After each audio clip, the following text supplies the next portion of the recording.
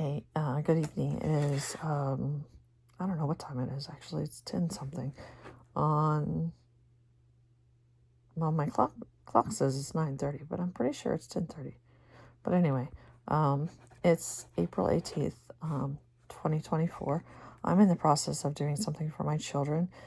Tomorrow we are having Freaky Friday. So the kids are dressing up like the teachers, and teachers are dressing up like the kids. The kids wear uniforms, so I don't really have a uniform, but I'll figure out something. But one thing that my kids do like is Takis, and they carry them all over the place, and it drives me nuts because I'm constantly telling them to put their Takis up. So I made, let's see if my thing gets it. So this is the front of my Takis, and this is the back of my Takis, and I was going to put them together and put these pom-poms inside of them, and I glue them inside and then have them so they look like they're fat.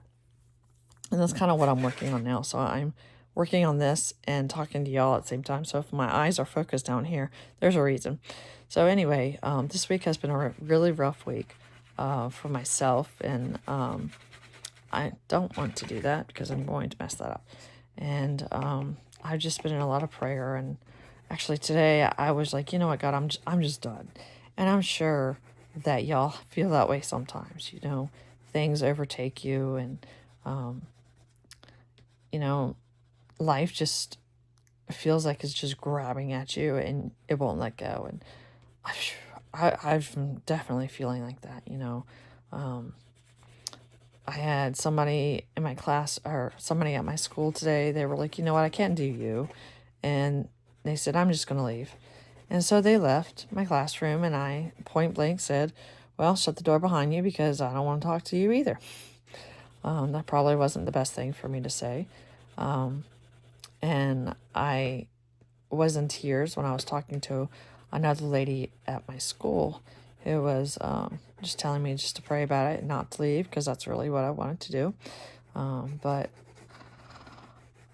upon talking to her, after I finished talking to her, it made me feel a lot better, and I really appreciate her talking to me. She didn't have to, but she did let me vent to her, and it was a big help. But after I was talking to her, I was thinking about my favorite verse in the Bible. My favorite verse in the Bible is Nehemiah 4:6. Nehemiah 4:6 is, so built we the wall, and all the wall was joined together, and the half thereof for the people had a mind to work. Well, you have to read Nehemiah to really understand what's going on, but I'll kind of give you a heads up what's going on. And so in Nehemiah, they were, I guess it was Nehemiah who wrote Nehemiah. I'm not really sure. I haven't looked into that. But anyway, Nehemiah, or whoever the person is that wrote the book of Nehemiah, was a Jew, obviously. And he was saying that they decided to build the temple in Jerusalem. And the Jews were told by God, this is what you need to do. You need to build this temple. And all these people were against them. They said the Amorites were against them. I don't remember all the rights. All these are right people, wrong people were against them. The Arabs were against them, and so on and so forth. So there's some pretty significant areas that were against them for building this temple in Jerusalem. And as you see now on the news and things like that, there's a lot of things going on in Jerusalem for the same similar reason. But there was a big uproar about it when the first time they went to build the temple. And in the Bible, it talks about, I think it's the Amorites were saying, well, what do they think? They're going to build it in 3 days or something? I mean, like, who can never do that? Well, we find out later in Matthew, Mark, Luke, and John that in 33 years, there was a Jesus. And I'm not saying that Jesus doesn't exist. Jesus still exists. And then many people believe that he was a temple and that he died and then he came back to life. And people kind of associate that with building, with the temple rebuilding itself in 3 days. So anyway, that's just a back history of that. But in Nehemiah, they were talking about it, and the Jewish people were like, God, you've really got to help us. I mean, you wanted us to build this temple, but all these people are coming against us, and there are like tens of thousands of people coming against them, creating war against them for building this temple. And God was like, no, keep going. And I guess I'm just going to go with Nehemiah. Nehemiah was like, no, God said it's time. We need to keep going. We need to pray about it. We need to get into the mind of work. So they all came together. All the Jews came together, and they had the mind to work. There wasn't just one person. There was a whole bunch of them, and they were continuously building and continuously building. And the Ammonites were like, well, we're going to just start throwing these rocks at these walls, and these walls are going to come down. Well, long story short, God stepped in. And when God steps in, things happen. Well, things happened. And the temple went up. And nothing the Arabs did, nothing the Ammonites did, nothing any of the otherites did tore that building down. Because God stepped in. And when I got done talking to the lady today, she had told me that she was going to help me with getting my kids where they need to be, at least trying to get my kids where they need to be. And that made me feel so much better. And I was able to get myself back together and go back and do my job. I mean, this is my job, and I love my job. I just don't necessarily like to be compared to people because I'm not normal like everybody else, and I have things going on in my life. You know, today my eyes are working for the most part. Yesterday my eyes weren't working hardly at all. Today we had somebody coming to the school, and they made lots of noise, and my ears were ringing, and I was like, oh my word, my ears are gonna, my vertigo is gonna kick in, but thankfully it never did. And people just don't understand that, unless you have the issues that I have, or you have issues that anybody who has physical issues has. There's no way you can figure out what's going on with them. You can think about it, I guess, but it's just some days that we're different than other days, and you've really got to learn how to accept us no matter what we are, no matter how we act. Now, obviously, if I'm pushing people down or punching people in the face or cussing people out, that's one thing. But I'm trying to do my job. And I really felt torn down today and yesterday and the day before that. So it was devastating to me. But there's God. But God is here. But God has provided for me and my family. And as angry as I get at my job, or when people remind me that I have a handicap, as angry as I get to them, I have to remind myself I'm here because of God. Because God has me here for a reason. He has me walking on a roller. I call it my tin can. So if you work with me and you hear me say tin can, that's what I'm talking about. He has me on my tin can. He has me, he knows that my eyes go in and out. He knows that my ears go in and out. He knows that my brain doesn't hold on to everything. He knows that without my cart, I might fall over. He knows that my body jerks once in a while. He knows that my brain doesn't hold on to things. But God is pretty cool. Thankfully, God's not human, not like us. Jesus did come back in human form, but I'm pretty sure he looked at people with an open heart. He didn't look at them because they were handicapped. You know what I mean? Some people just stare at you because you're handicapped. I get it all the time. People stare at me all the time.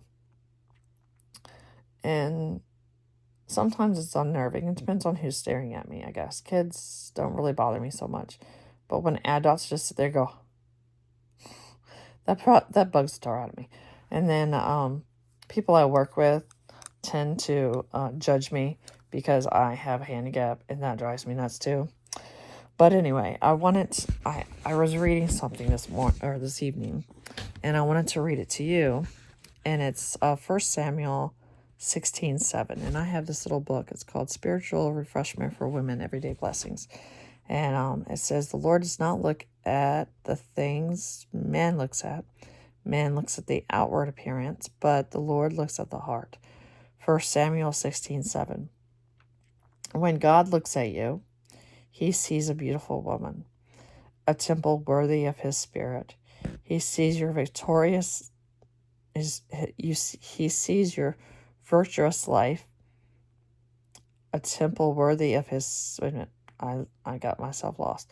He sees your virtuous life and your godly attitudes.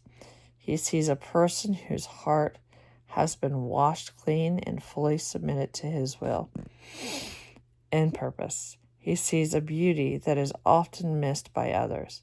He sees an inner beauty that transcends any physical characteristics, good or bad. God sees you as you really are. And that really lifted my spirit. And I want you to rewind this and say it over back and forth to you. The reason why I haven't done your attributes to you yet was because I wanted to read that to you. And I think it's awesome. He's looking at me, whether I'm having a good day or a bad day.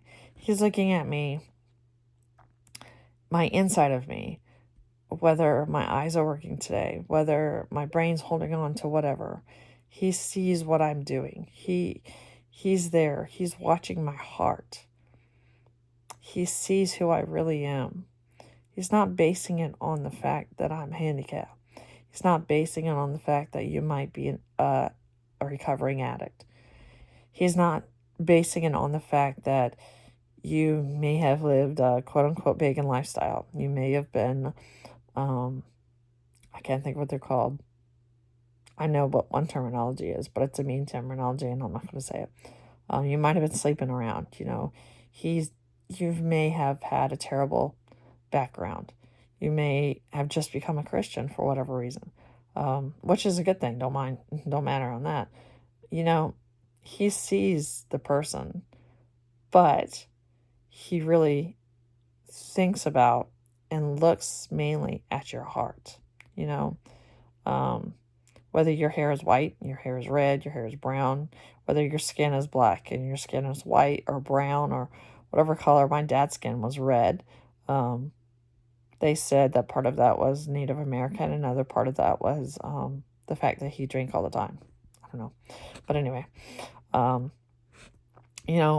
doesn't matter what color skin you have. It doesn't matter what color hair color you have. It doesn't matter if you walk on a tin can. It doesn't matter if you can't walk at all. It doesn't matter if you were in prison before. What he's looking at right now is he's looking at who you really are. He's not looking at your physical problems. He's not looking at your physical characteristics, good or bad.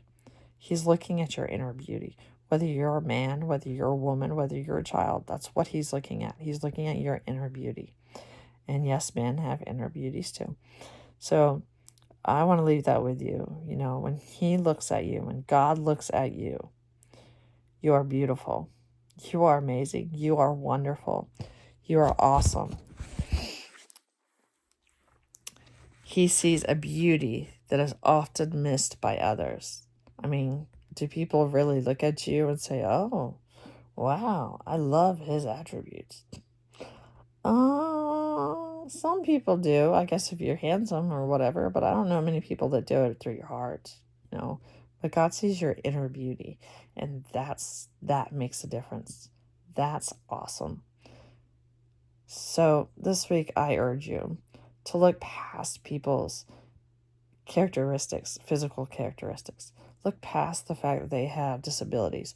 Look past the color of their skin or the color of their hair or their eyes. Look past the fact that they wear glasses or their eyes don't work or they have vertigo or they have some other physical ailment or ADHD or autistic or something like that. Look past that and think of how God looks at them.